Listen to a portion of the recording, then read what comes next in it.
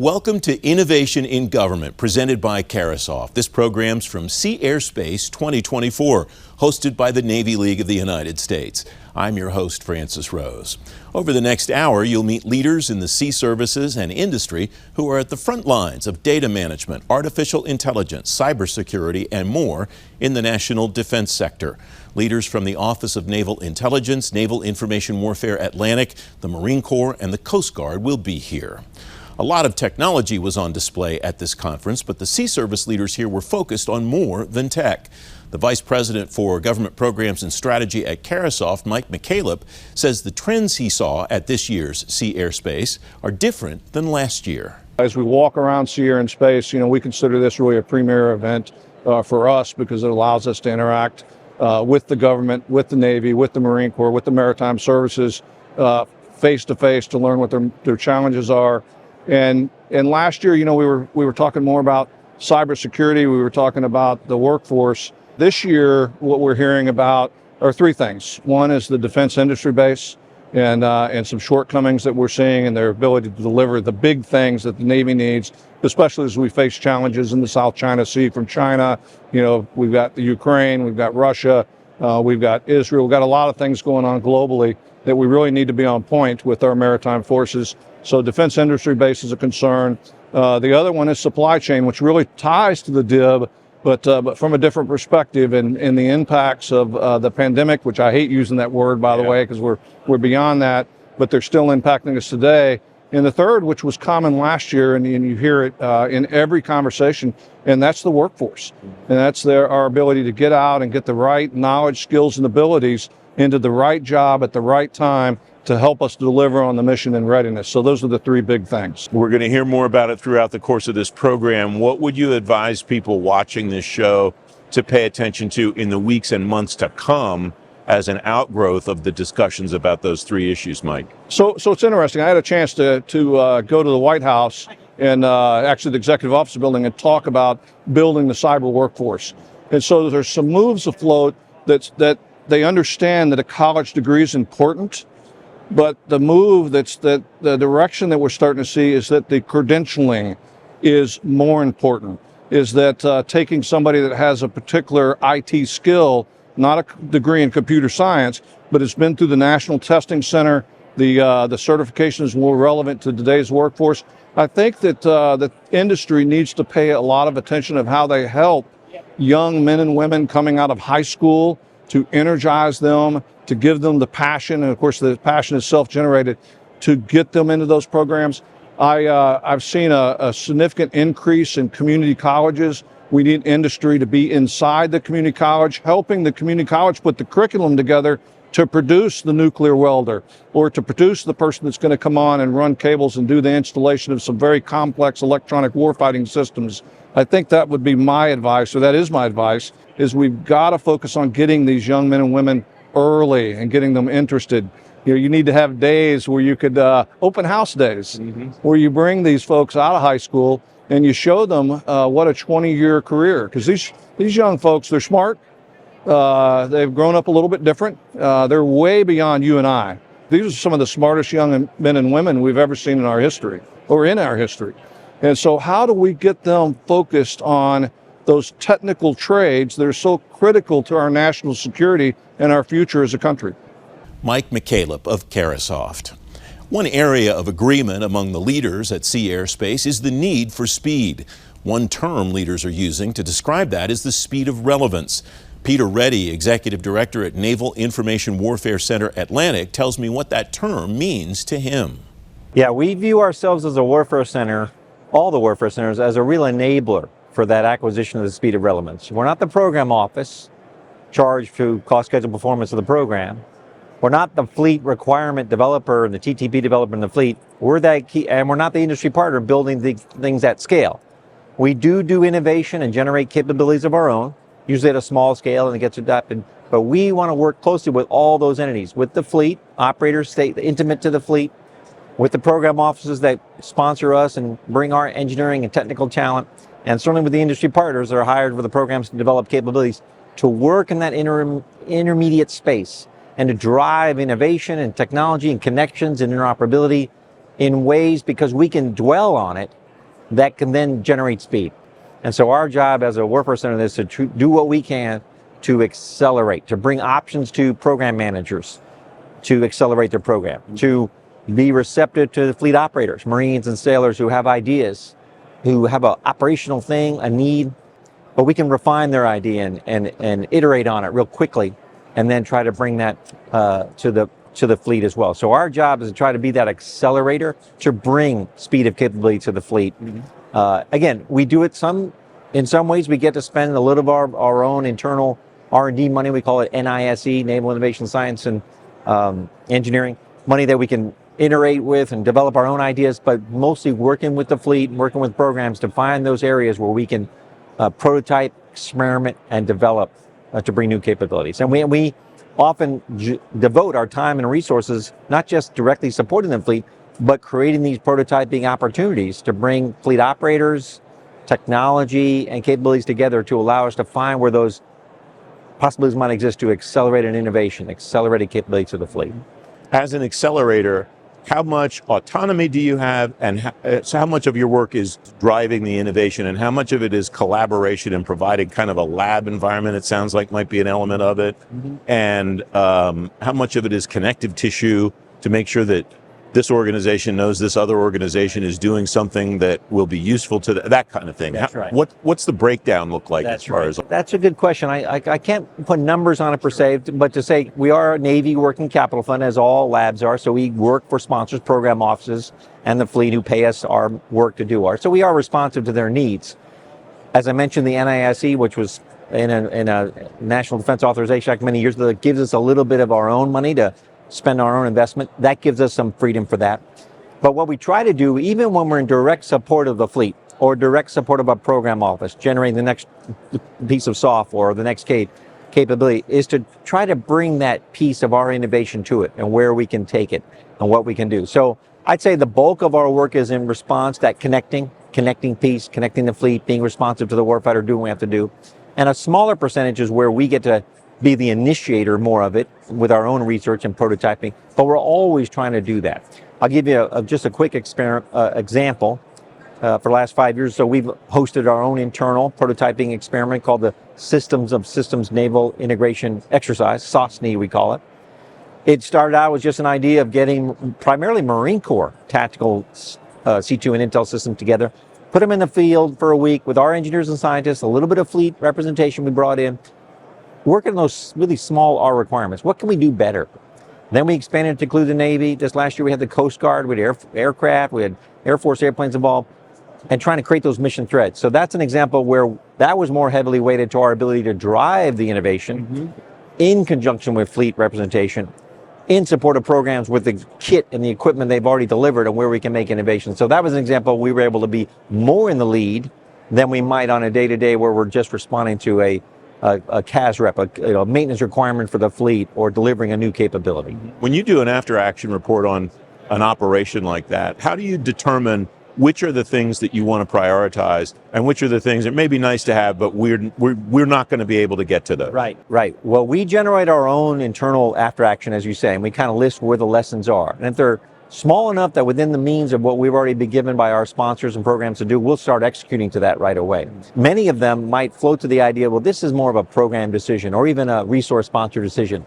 If you make a larger shift, a change, huge, maybe not, but medium-sized, you ought to consider that. And that's a value of the Warfare Center. We want to bring those options to the program offices, to the fleet operators. They have an idea. They have a desire for what they want to get done and a mission thread they want to accomplish.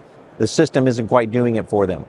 We want to bring enough engineering expertise to enable that and then say, yeah, at scale, we would have to change the software or update the program. We explain that to the program office, hopefully give them a cost-benefit way to do that, engage with the industry partner on that system, and then hopefully it gets rolled out within 6 months, a year.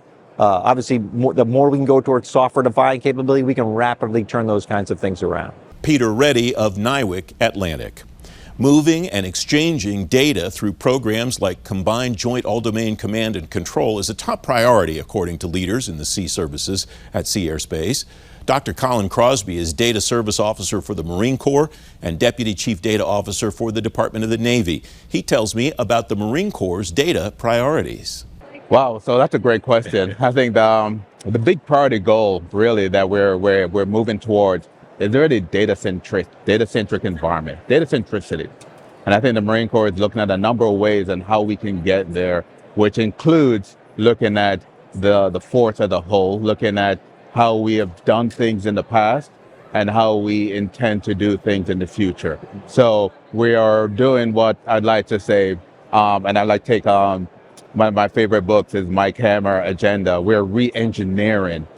We're looking back at how those processes and how the technology works for us, and say, is that the right way forward?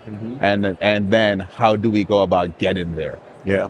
It struck me when Force Design 2030 came out, it was a re-engineering of the business system. I know I'm oversimplifying it maybe, but it was a rethinking the way that the Marine Corps would respond to the threats of the future. And it sounds like what you're doing underpins that regarding technology, artificial intelligence, all of those kinds of things are all based on the data posture of the Marine Corps. Am I reading that right? You are. I think a lot of it is that we tend to look at solutions, the next thing, the next black box or the next shiny object. And that's great because anyone can get you a solution for something. But is that the right solution? Does it meet the entire process from beginning to end? That's the process that we're looking at, because maybe it is. And if that's the case, great. We'll go and get that thing. We'll get a black box. But maybe it's with the new way technology is moving very quickly, the way capabilities are being integrated within a cloud environment, we can then access those capabilities without having a black box. We can improve our processes that have been in place for over 30 years. In a lot of cases, we can relook at those processes and say, is that the right process? Is that how we're supposed to go for it? And if so, can we automate that process? And if we can automate that process, great. What are the capabilities to do so? And if we can't, then we look at, okay, that process stays where it is, and then we continue down that path. But re-engineering takes us back to the basic, takes us back to the foundation, so we can understand, because what was relevant 30 years ago may not be relevant today. I mentioned artificial intelligence. A lot of discussion at this conference about how AI will impact warfighting and operations in the future. What are you thinking about, and what are your colleagues thinking about in the Corps regarding artificial intelligence and that intersection of AI and data? So I'm glad you said the intersection of AI and data, because that has been what part of my spiel going forward. This is an exciting time. We are bridging data with AI capabilities to move forward and automate and create lethality within the force. And there is no time like today when we have the ability to make those decisions and make those changes, because the environment, the rest of the world is looking at it in those capabilities, those same way. So we have to make sure that we are part of this. And not only that, but really capture that. So the intersection between data and AI is very important, because you do need, and I know there are cases where you don't really need the data, but you do need data in order to use that capability to derive some kind of insight, so you can make some kind of decision and have overmatch over the enemy. Talking about the cloud, the discussions that I have with folks in all the services, a lot of that discussion revolves around edge computing and the ability that the cloud allows people like you to deliver data to warfighters in wherever they are. Yes. What does that look like from the Marine Corps perspective? So that looks like our primary objective from the Marine Corps perspective. That is what I go to sleep at night to try to see how we can integrate those capabilities. But first, we have to start asking the right questions. And I think a lot of it is understanding those questions that we need to ask, then look at, okay, if that's the right question, how do we go about getting after it? And then how do we integrate that capability? Because there's a lot of different stories, or a lot of different beings, or different kind of how we intend to do things. A lot of different opinions on how we do that. But as a service, we have to come together, get all the right stakeholders together and say, how are we going to get after this together? It can't be one guy's decision. Yes. Okay, one organization. I want to make sure that whatever we integrate into the survey has to be a bottom up, a middle up, and a top down type of integration, so we get it right the first time. Dr. Colin Crosby of the Marine Corps. Some of the aspects of protecting the data that Dr. Crosby talked about include secure and sustainable infrastructure. Melissa Carson's Vice President and General Manager of Iron Mountain, she sees several ways the sea services should attack sustainability. Navy, for example, has engaged in what's called the Navy Sustainability Environmental Development Integration Program. So we can see they're quite serious about the whole environmental portion of it. And Iron Mountain sees it in a couple aspects. One is on the huge amount of hardware, IT assets. And with the development of technology, right, we're able to actually, help them take the data off of all those assets and then recycle them. We only put about 5% of the IT assets into the landfill. So we break them down to the bare metals and plastics and all that. And then the classic Iron Mountain business, which is the record storage and the paper shredding. So with that, we put in the digitalization program, which is where we're taking their records and trying to securely, right, pull the data off of there for their mission critical applications. Help that, kind of bridging from the paper world to the digital world. But then from the sustainability aspect of it, because of our shredding business, we actually then could destroy all those documents, properly. And then we put it back into the economy as recycled paper. What is the biggest obstacle that you've seen organizations in the military or even in the civilian space have when it comes to making that transformation that you just talked about? Two things is there are so many other priorities, cybersecurity, the mission on the front line. So it's just really easy to kind of just shove it into a back room or a closet. It's only when those come and get overflowing, right, does it become a priority. So that's kind of the biggest challenge there. There's also the security aspect. I mean, everybody's, very concerned about a cyber breach.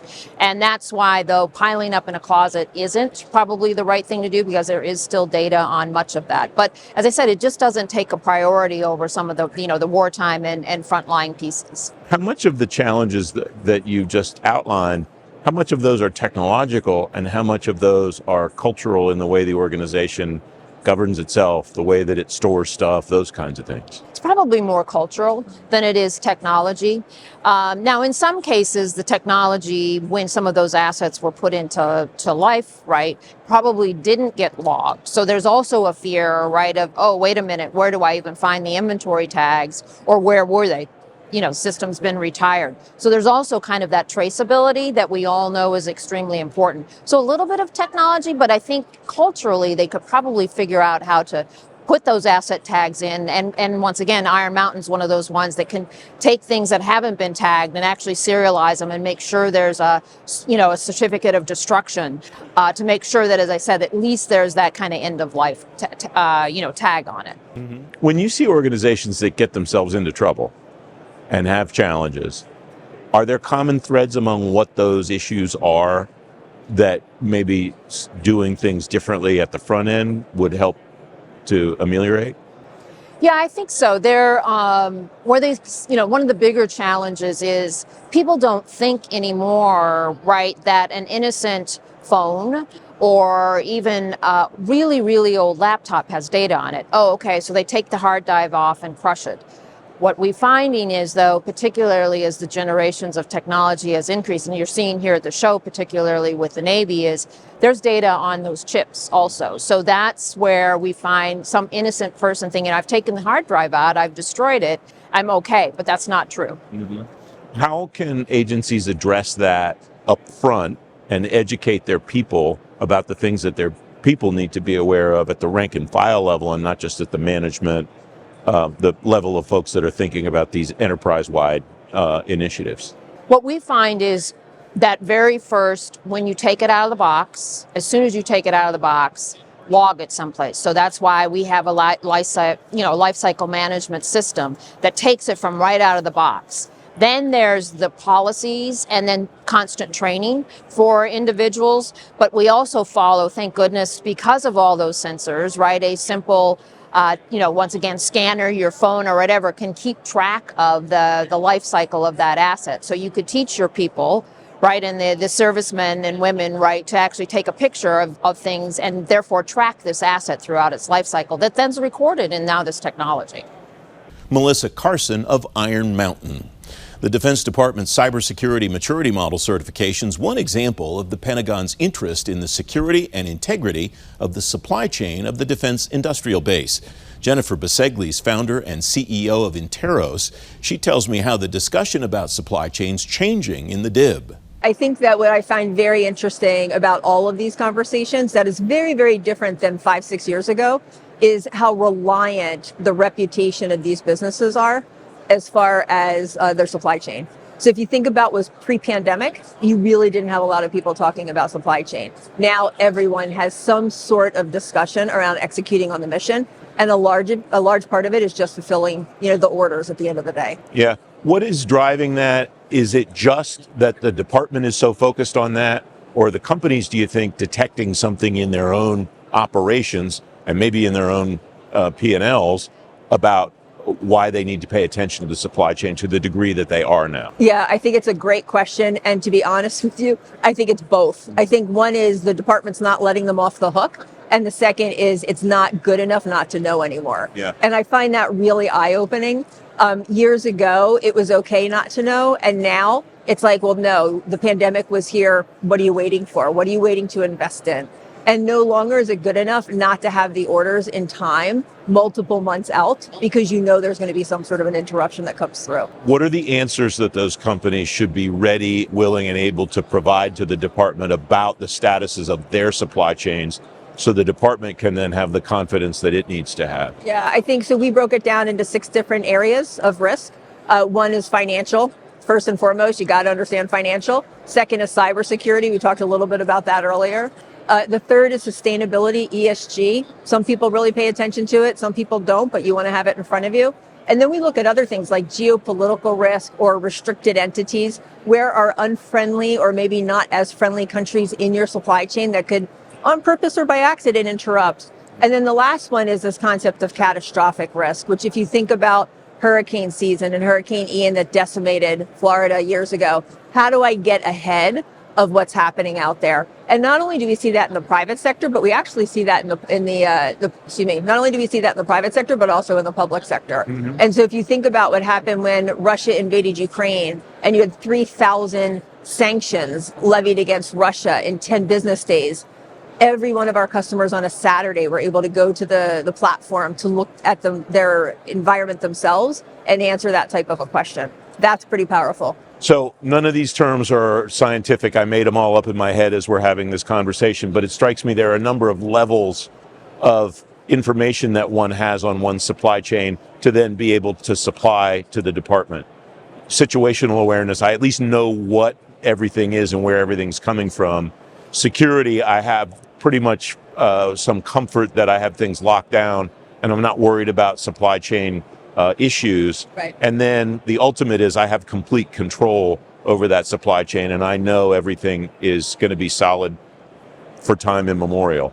How far along does one need to be, though, to be able to go to the department with some confidence and say, I'm doing my part at least? Yeah, I would say that they need to know, and they also need to be comfortable not knowing. And right, because it's really hard to predict the future. And so I want to understand, here's the perfect path, and here's what happens if that perfect path doesn't work. And I need to be ready for both. Mm-hmm. Do traditional risk management practices apply to supply chain, or there are some that companies, especially in the defense industrial base, should think about, should apply to when they're making their evaluations? I think it's a great question. There is no schooling for what we do, which Right. people ask me this all the time. We actually created our own training data for the first time ever.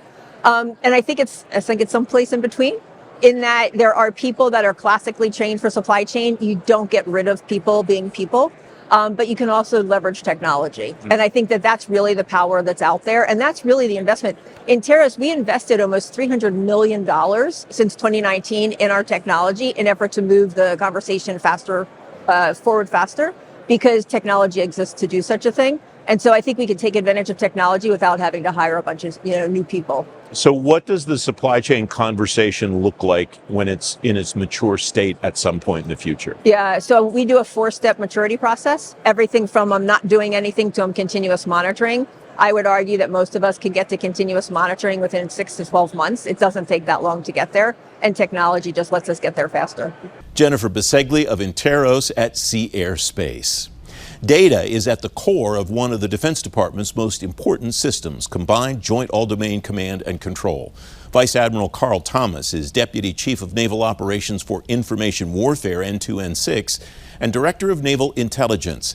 He says he's had a front row seat in one of the parts of the world CJADC2 may be most important.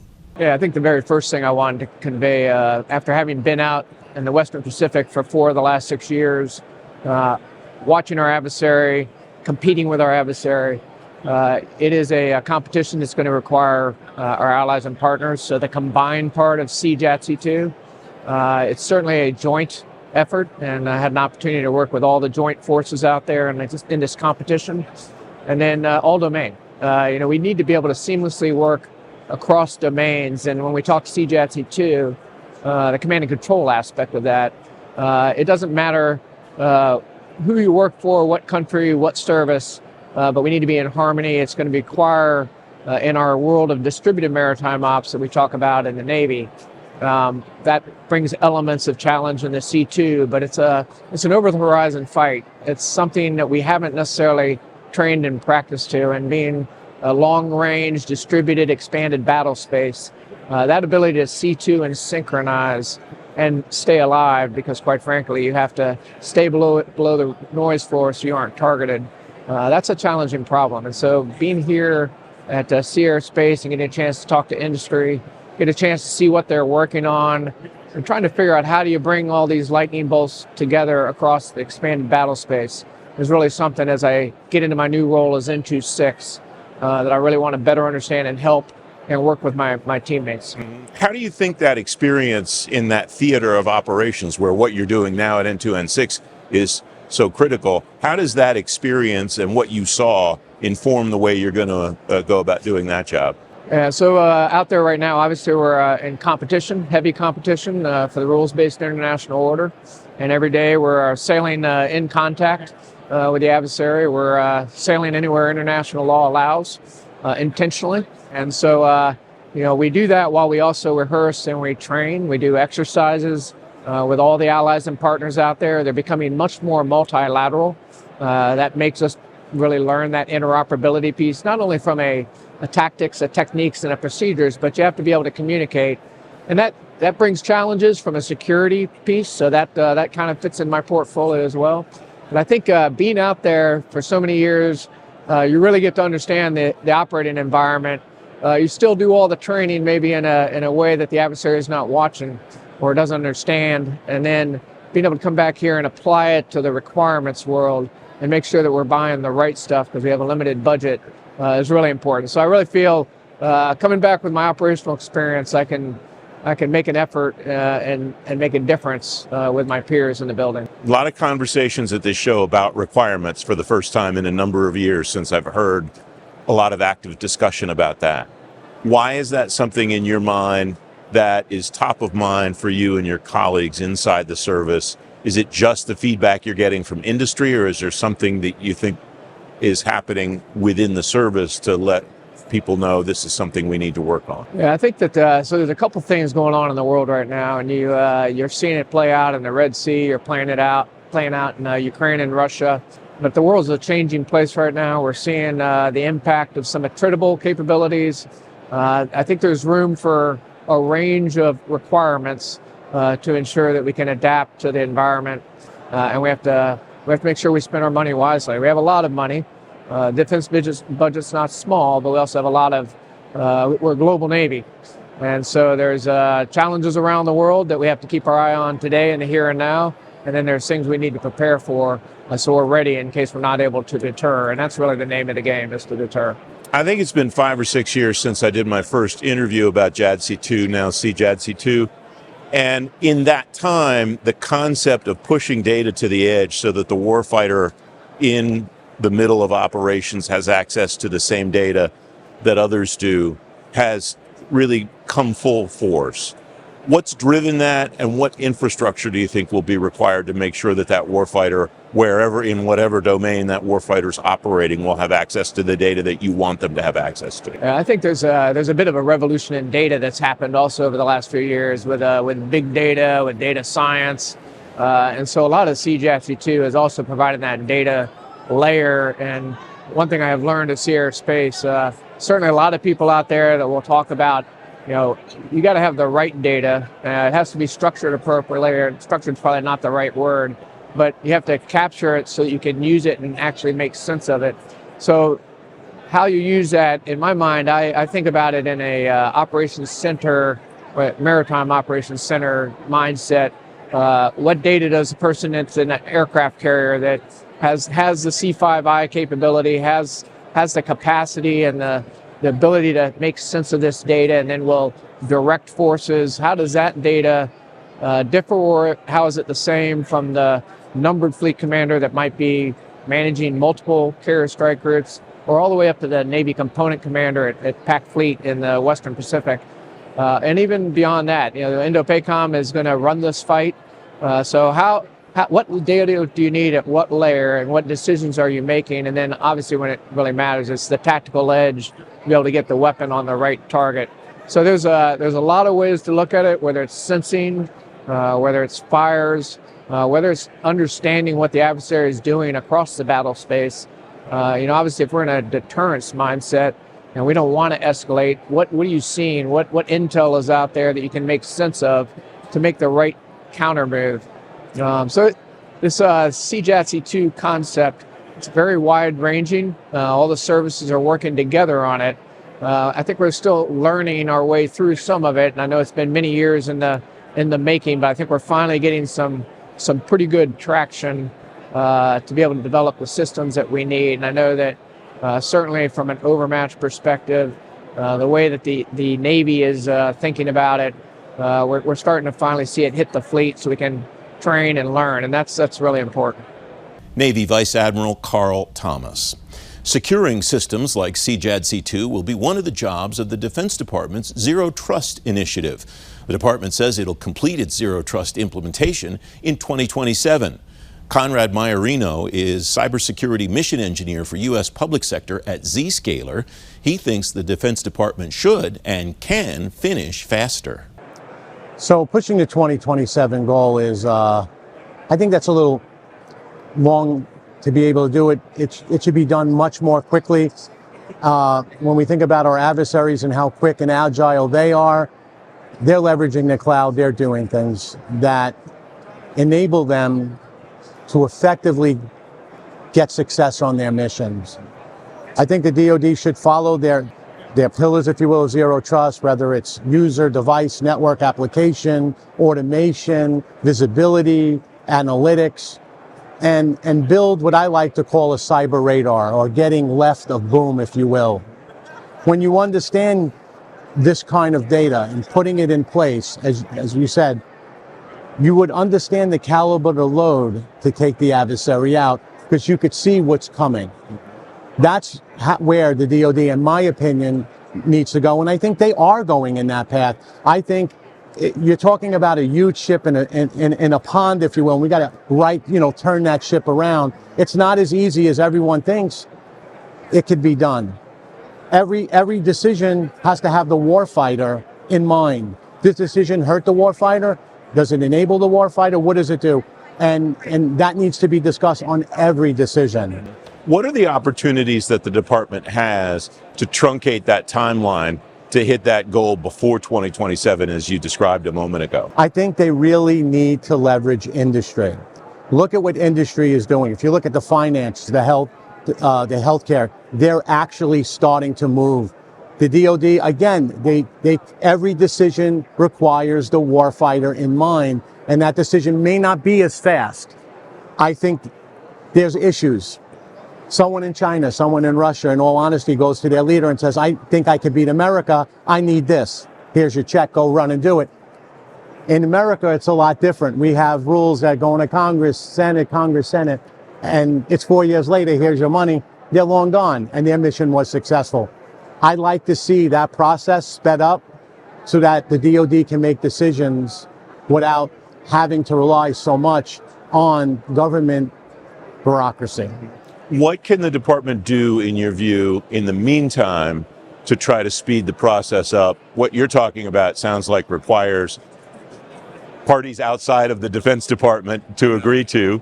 What can the department do internally, do you think, if anything, to get to that deadline faster? Try to go after the low-hanging fruit first. It's going to take a long time to do, but I think there's a path that can be done in a manner that they could be successful and shift that timeline left. Maybe get it done way before 27 by doing understanding the IDP, settling an IDP for all MilDeps to use, getting to a zero trust platform in transit, whether that be a Zscaler, if you will, that minimizes the threat landscape. And what does that mean for the minimization of threat landscape?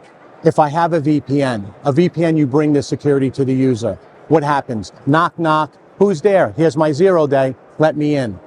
Zero trust today, modernized, that this can be done very quickly, where you remove those open listeners that are listening out there. That's the attack surface that the adversary is using. And you've seen that in that last VPN. I don't like to bring up people's, company names, but we all know that VPN took down a lot of the government because a lot of them were using it.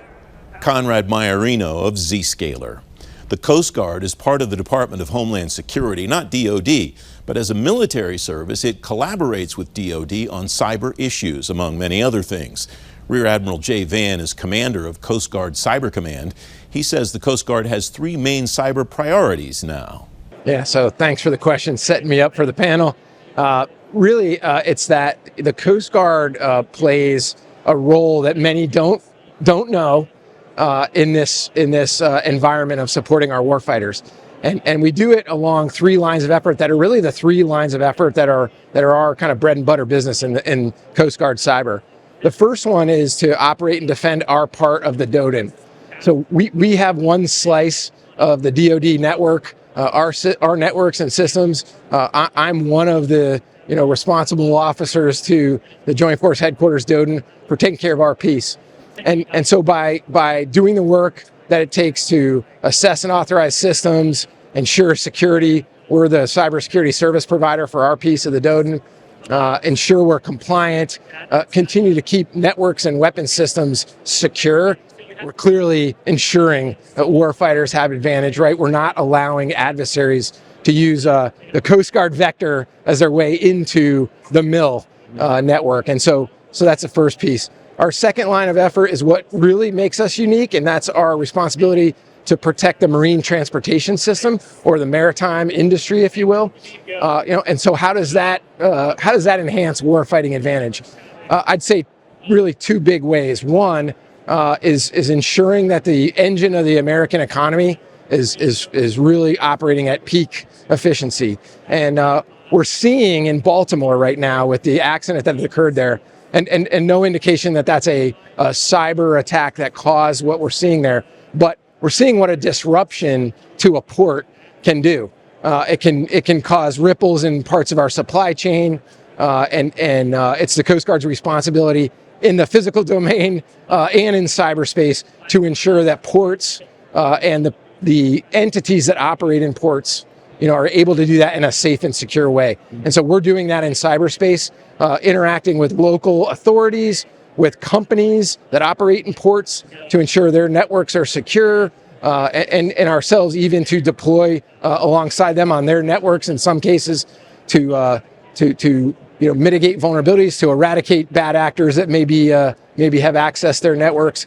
Over 90%, we're learning this again from Baltimore. I think the public is learning this. Over 90% of all goods that come in and out of this country travel by ship, and they go through those important ports. And then the second part of this line of effort is really the country's ability to project military power. So think national strategic ports, where we are able to outload military equipment and forces and move them out of ports. Same thing. if ports are blocked, if they're not working, if there are disruptions, then our ability to project power is impacted. And so the kind of actors that might go after that type of an effect could be nation-state adversaries, and our role in the port to help protect those entities in cyberspace really affects the warfighter by maintaining that ability to project power.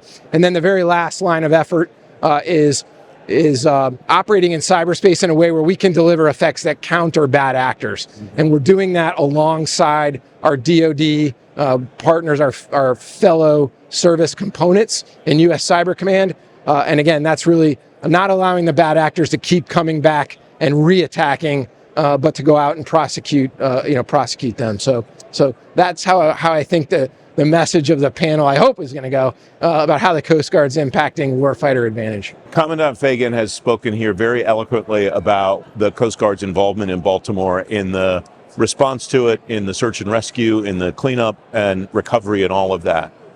What are the implications for an event like that from a cyber perspective? I imagine there are lessons to learn and takeaways from that from your perspective too. Sure. Most directly, although the overall investigation is being led by the National Transportation Safety Board, the Coast Guard is responsible to and does have a Marine Board of Investigation convened, a Coast Guard board, and that board is cooperating with the NTSB. That board has subject matter expertise from CG Cyber, providing consultation and helping the greater investigative effort to look at could cyber have been a causative factor or not. But to take it a step further, to your point, lessons to be learned. As I alluded to, early in our talk, it may have been a fuel problem or an engine problem, or it may be a hurricane that shuts the port down. But a cyber attack could have the same effect. And so the importance, of our involvement and the importance of cybersecurity in ports could manifest in, a vessel striking a bridge. It could manifest in systems along the shoreline ceasing to operate the way they're supposed to and causing delays in supply chain traffic, you name it. That's really the importance of us being in that environment and how cyber kind of fits into the overall Coast Guard response. It isn't just locking the gate at the facility, making sure the vessel has clean fuel, you name it. It is also making sure your networks are secure so that you don't then have downstream effects like some of these things we've seen that have disrupted the supply chain. Coast Guard Rear Admiral Jay Vann. You heard earlier in the program how important data is both on the front lines of the sea services and behind the scenes. Louis Bergeron is Senior Vice President for Navy at Gavini. He tells me how defense agencies can apply data to situations they might not think data will help them. Great. Well, thanks so much again for having me on. So we at Gavini approach data by thinking about how do we apply that data to the acquisition lifecycle. So we are a defense acquisition software company. And so what our premise is to say is, let's look at the supply chain, let's look at the science and technology piece, then let's look at those key areas that are kind of essential to the shipbuilding areas around production, so your new construction platforms, your sustainment, so your readiness and getting the maintenance right, and then your modernization. So think about all the modernization programs that go on within the destroyer, the DDG program, for instance. Understanding those intersections. And so what we've been doing is taking our data and working with our clients within the Navy and across the DoD on getting a really essential look at the demand signals, the supplier illumination, down to the parts level. So if I can tell you all the different parts that this manufacturer makes and all the different systems that those parts go on, across the entire Navy enterprise, I can start thinking about demand in a new and innovative way where I can aggregate demand across multiple different systems and multiple different programs. It's that application of data at scale, which a lot of times is tough to do in the government context because the way that we structure our program offices and the PEOs, the program executive offices, and the systems commands as a whole. And so what we try to do is break down those data silos to allow our customers to be able to see the whole breadth of the demand and the supply side. Where have those data silos come from, and what are the most effective tools to break them down? Well, we feel that the software is the most effective tool to breaking it down. So one is to get the data, but as you know, probably within any government program office, there's a lot of data. It's really great data. But if it's data at rest and other program offices or other syscoms can't see it, then you may not know. And so what you see is a lot of independent programs, whether they're in the sustainment phase or in the new construction phase, going to suppliers independently without a coordinated look. And so what we try to do is to say, let's take the data from here and let's take the data from here, match it with some of the commercial data that we bring around the kind of totality of these companies. So is this company working with the Army? Are they working with the Air Force? Are they working for the commercial sector? So kind of understand that context and be able to give them a more comprehensive context around these suppliers and to be able to break down those silos of data. Software is the only way to do that. What we've seen is that if we can get the software and get the data into the software, then you can enable the collaboration, you can enable those insights, and then you can enable action, most importantly, in taking remediation or investments in those areas where you spot that second and third tier supplier that is holding up the entire supply chain. What kind of visibility do you get into the supply chain with that kind of information? Incredible visibility down to the second, third, and beyond suppliers.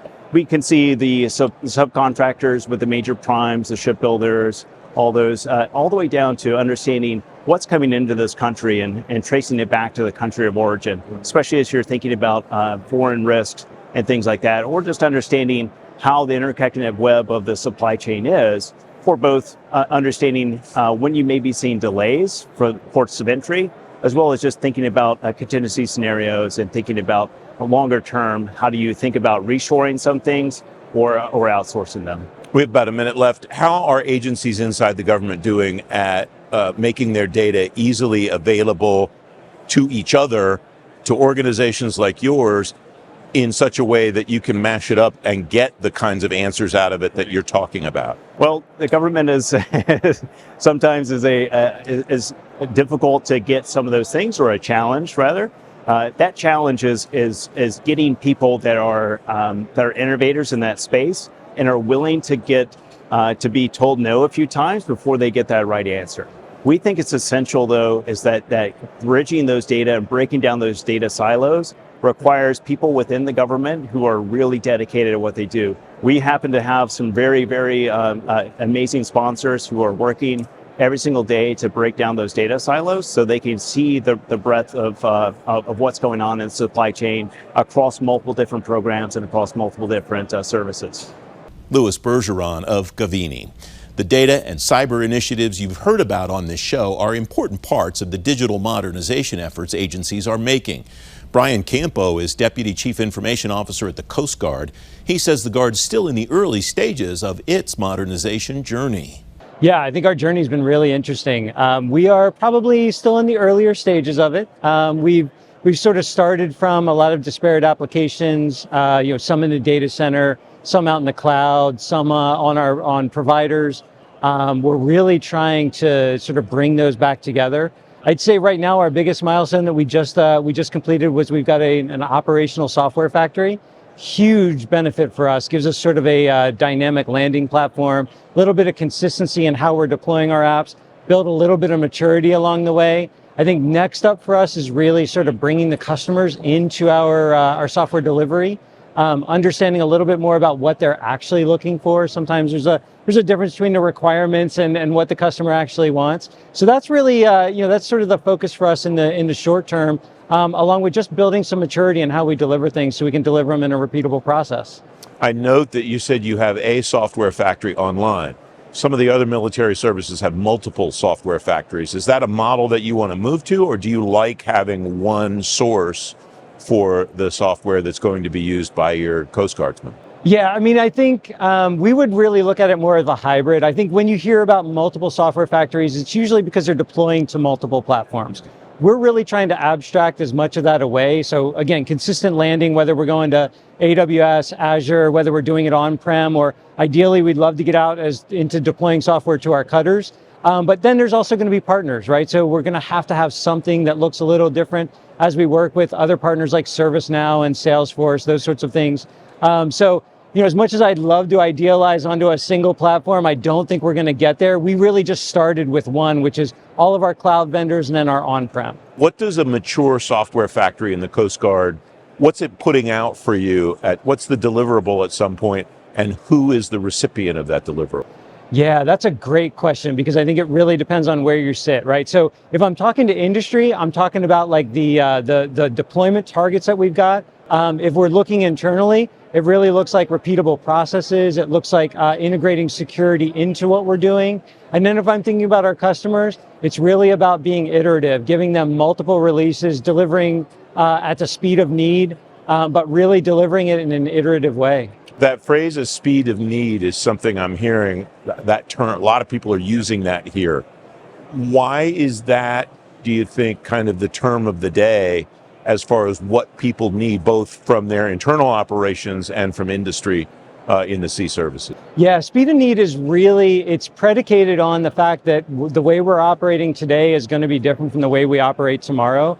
Operators are continuously evolving. I think we've got a lot of digital natives out in our workforce now. And so they're not looking for a release, go away, come back in 5 years and then update it. They're looking for, hey, we identified this shortcoming or this gap. When can you get us that gap filler? When can we get the next version of what we're doing? Our operating missions are changing. Our people are capable of handling a constantly evolving capability. And so speed of need for us is really about how do we continue to feed them what they need when they need it? So how are you going out to industry in this new, you're about to let a big contract on digital transformation. How are you explaining that to them so that they know how to respond back to you through the traditional process so that you wind up getting what you want? Yeah, I think it's a combination of things, right? So we're trying to incorporate agile processes. So we're sort of building out a sort of hybrid of SAFe, which is scaled agile for enterprise. We're trying to think about things differently so that what we're getting from vendors in terms of software delivery is not constrained to specific programs. So we're looking at trying to build a capability delivery model with our vendors that they give us resources, they give us capacity to deliver something, and then we, the government, sort of align that where the demand is. We might have a team that works for 4 or 5 sprints on program A, and then we shift them over to program B as that need evolves. But we're not necessarily trying to say that what we deliver, we've got a full understanding of. We're doing a elicitation as we build, we're understanding our capability targets, and we're constantly evolving the requirements for what we're delivering. Brian Campo of the Coast Guard. All the leaders I talked to at Sea Air Space, from the Chief of Naval Operations on down, listed partnerships with industry as an important aspect of the progress the Pentagon needs to make to keep up with peer competitors. The Defense Innovation Unit's moved into the 3rd phase of its efforts to connect cutting-edge industry companies to different parts of the department. Kedar Pavgi is Acting Strategic Engagements Director at the National Security Innovation Network inside DoD. He tells me about the relationship between NSIN and DIU. So from our perspective at the National Security Innovation Network, it basically means finding the best technologies in the academic, the early stage venture, and really also within the department, and enabling those people, ideas, solutions to find homes that can strengthen the warfighter at the end of the day, and make DoD operate better and really achieve the strategic impact that the department really needs to do at this point in time. What are the things that they're telling you still? DIU is, a couple of years into its existence now. What are those companies telling you about what they need to be able to work better with DoD? Is it the same stuff as at the beginning, or has what they are telling you they need help with evolved over time? I mean, it is a lot of the same frustrations and pain points. First of all, it's where is the door? Like, where is the place in which we enter and start engaging? And then beyond that, it's the traditional valley of death problem. So once we have our first contract, where do we go next? Within the NSIN part of DIU, I think we're really addressing the front door aspect of it. So we're doing that through a couple of different ways. First is our on-ramp hub program, which we've launched 5 on-ramp hub locations around the country. So Arizona, Washington, Kansas, Ohio, and Hawaii. And these are places where entrepreneurs, Department of Defense mission partners, academia can go congregate and really speak to people who understand where the entry points are, and then take that solution and idea and then bring it into the department and help really solve problems. And then the second part of it, and this is, I think, where Ensign, partnering with DIU as our headquarters, we're trying to figure out a way to scale those technologies, especially given the demands that we're seeing from the combatant commands, from the military services. And again, these problems aren't going away, but if we can find a way to at least open the door and then understand who within DoD and the services are focused on specific problem sets, that automatically takes it, 70% of the way there. And then it's just a matter of coordinating and, coordinating resources and then driving toward the outcome that we're looking for. What have you seen the organizations inside the department do in the years that DIU has existed to try to make it easier once the company you show them the door to then make the next steps in that process easier for those companies too? It really does depend on the military service partner. In some cases, and I mean, when I first joined Ensign, many years ago, the first question that we used to get from our military service partners was, well, who are you and why are you here, right? But now the discussion has become, okay, you're here, can you please help us with, the following 5 problems or 10 problems? And sometimes we're just like, look, we're not postured to actually help you or help you move the needle in a specific way. But other times we're like, well, look, we can do this program to, help open the door for a specific company, or look, the problem that you have, well, the Air Force or the Navy or, the Space Force is also working on it. So you should talk to the folks who have, solved this problem in the other branches and see if that their solution is something that you can port over as well. So it really does depend on the conversation that we're having at the time, and then what the appetite is from the mission partner that we're working with. How do you judge that you're successful in doing those kinds of things, Kedar? Really, it's a couple things. First, it's transition rates, right? So our within DIU, the DIU core organization, they measure how successfully the technology goes from a commercial solicitation offering to transferred to a program of record. Within the national security innovation aspect of it, the technologies, the early stage startups that we bring in, if they're getting their first contracts, whether it's a small business innovation research contract or another transaction contract or working with a prime on a bigger system, that's what we measure success. I mean, ultimately, our goal is to expand the national security innovation base. And if we're doing it through traditional contract mechanism or talent that's coming in through the university, that is mission success for us. And at the end of the day, we're expanding the number of people that are contributing to the problems that DoD has, contributing to solving the problems that DoD has, but also expanding the pool of technologies that can then be eventually picked up and transition downstream. Kedar Pavgi of the National Security Innovation Network. Thanks for joining me for this Innovation in Government program from Sea Air Space, presented by Carahsoft. If you missed any part of this program, you can watch the show in its entirety on our website, fedgovtoday.com, or the FedGov Today YouTube channel. Don't miss FedGov Today TV every Sunday morning at 10:30 on ABC7 in the D.C. area or on the FedGov Today YouTube channel. I'm Francis Rose. Thanks for watching. Good night.